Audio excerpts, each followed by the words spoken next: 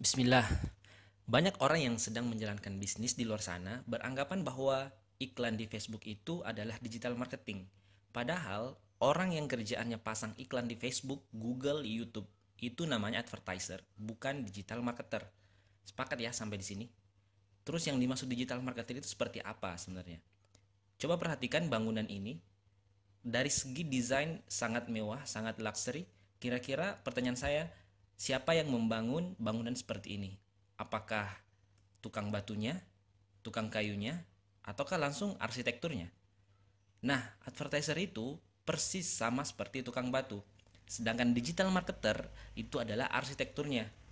Yes, saya mengibaratkan seorang digital marketer itu sama persis dengan seorang arsitektur yang kerjaannya mendesain big strategi dari sebuah proses marketing yang terjadi di dalam sebuah bisnis.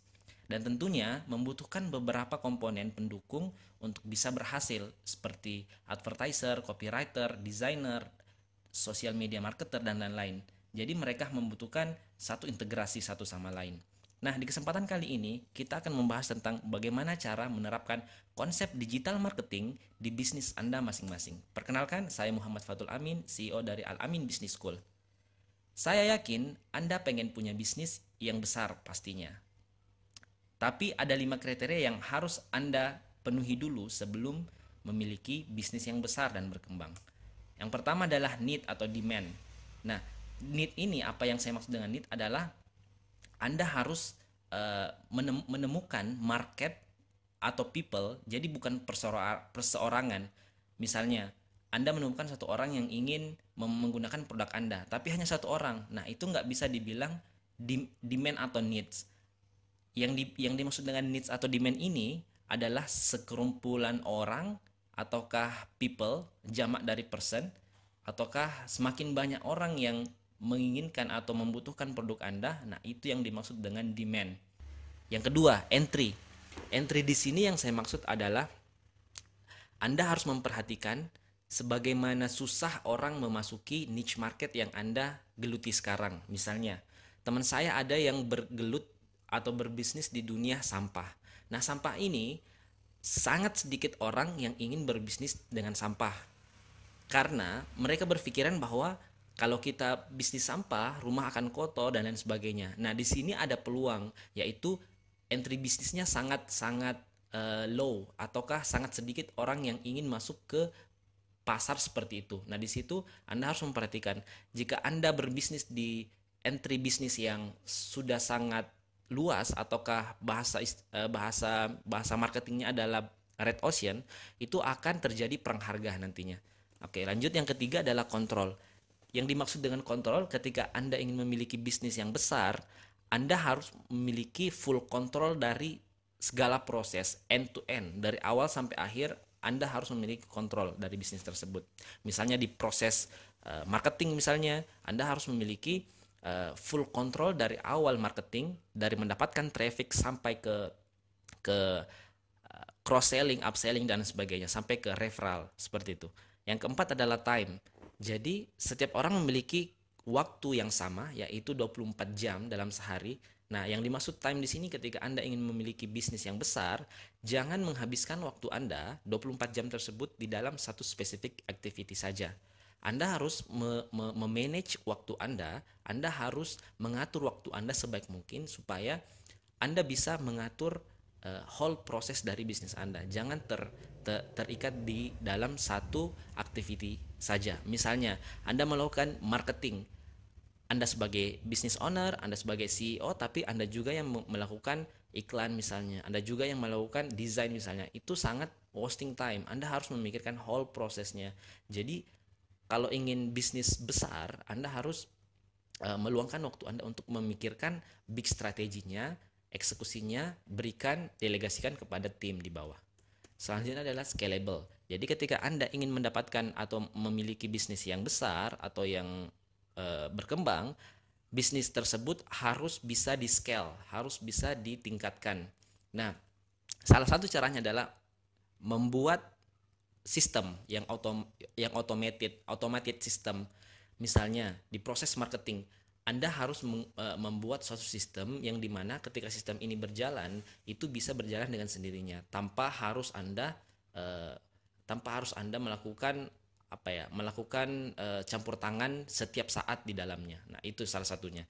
Jadi Anda harus memikirkan apakah bisnis Anda ini bisa di-scale ataukah tidak. Oke, semua kriteria yang saya sebutkan tadi tidak akan bisa Anda capai sebelum Anda paham mengerti tentang marketing. Kenapa? Karena marketing itu adalah awal dari bisnis. Kalau teman-teman paham tentang konsep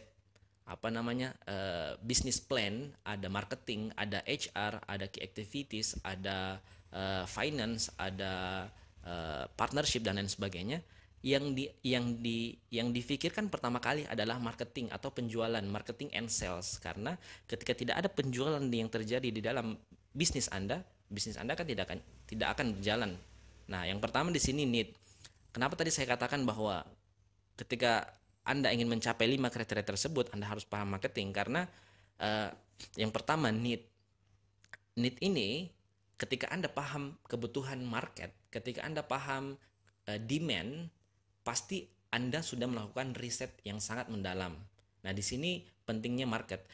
Need sama dengan market, market sama dengan marketing. Ketika Anda paham tentang needs, kebutuhannya market Anda pasti sudah paham tentang bagaimana cara menjual barang kepada mereka. Nah, itu yang pertama. Yang kedua, entry. The more difficult the entry, then the less supply on it. Yang tadi saya jelaskan, ketika Anda sudah paham tentang market, oh ternyata market ini kebutuhannya seperti ini, dan sedikit orang yang ingin terjun di market seperti ini. Nah, Anda sudah paham entry-nya, Anda bisa mengcover, Anda bisa menangani market tersebut dengan sangat-sangat profesional. Selanjutnya adalah kontrol. You can't control something that you don't understand. Yang dimaksud understand di sini adalah market.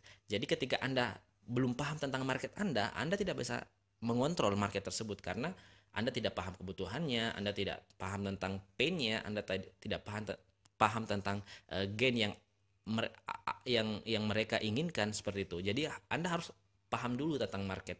Makanya saya mengatakan Anda harus paham marketing dulu sebelum memiliki bisnis yang besar. Yang keempat adalah time. So you fix the market, you get your own time. Maksudnya adalah ketika riset marketnya Anda pas, cocok, Anda akan sangat mudah menjalankan proses-proses selanjutnya. Misalnya, ketika Anda melakukan riset market yang sangat-sangat spesifik, sangat detail, Anda paham tentang kebutuhan market Anda paham tentang gain dan pain market Anda, selanjutnya Anda akan sangat mudah menjual barang kepada mereka, karena Anda tahu tentang kebutuhannya mereka. Pasti mereka akan membeli dengan sangat senang hati karena mereka merasa dibantu untuk menyelesaikan masalah yang mereka punya. Selanjutnya adalah scalable. Kembali tadi, you own it. Yang saya maksud di sini it adalah datanya, then you can do everything. Jadi ketika teman-teman ketika Anda punya datanya, ketika Anda punya database yang cukup, maka scalable itu scale up itu sangat-sangat mudah. Tidak lagi menjadi hal yang sangat susah, karena Anda punya data email listnya, Anda punya nomor teleponnya. Ketika Anda ingin menjual melaunching produk baru, Anda tinggal broadcast email, Anda tinggal retargeting Facebook Ads dan lain sebagainya. Nah, makanya di sini ketika Anda ingin memiliki bisnis yang besar, paham tentang marketing, maka scalable ini sangat memungkinkan. Oke, saya punya kabar baik bahwa digital marketing bisa membantu Anda untuk melakukan semua itu. Dari 5 kriteria tadi, itu bisa dilakukan dengan menggunakan digital marketing. Karena tadi saya katakan bahwa hal yang paling pertama kita harus pikirkan dalam menjalankan bisnis adalah marketing and sales. Nah, di sini saya menawarkan suatu solusi bahwa digital marketing itu bisa membantu Anda melakukan semua itu. Ya, yang saya maksud di sini life cycle marketing. Coba perhatikan chart ini, coba perhatikan gambar ini. Di sini digambarkan dari awal marketing sampai akhir marketing. Jadi ada 7 komponen yang harus Anda lakukan step by step, harus berurutan. Ketika Anda benar dalam melaksanakan urutan-urutan tersebut dan Anda melakukan secara profesional, maka hasil dari marketing Anda akan sangat-sangat bagus insya Allah. Ini adalah sebuah ikhtiar yang kita lakukan. Pastinya selain itu kita juga melakukan doa yang maksimal atau iman yang maksimal. Nah, untuk video kali ini mungkin cukup sekian. Nanti kita akan bahas di video selanjutnya tentang life circle marketing ini secara detail, mulai dari attract interest, capture leads, nurture prospect, convert sales, sampai ke get referrals. Bagaimana kita mendapatkan interestnya cold market di luar sana, sampai kita menjadikan mereka sebagai pembeli kita dan menjadikan mereka sebagai orang-orang yang mereferensikan produk kita ke teman-temannya mereka. Nah, jika Anda tertarik belajar tentang digital marketing atau marketing seperti ini, saya suka atau sering sharing tentang marketing di grup komunitas digital marketing. Kalau Anda ingin bergabung, silahkan bergabung. Di sana sudah ada 160-an orang yang sudah masuk ke grup. Saya sudah sharing beberapa materi tentang Facebook advertising dan lain sebagainya. Teman-teman yang tertarik tentang dunia digital marketing, saya akan masuk, ketik di browser Anda bit.ly/group sharing digital marketing. Silakan join di sana. Sampai ketemu di grup. Assalamualaikum warahmatullahi wabarakatuh.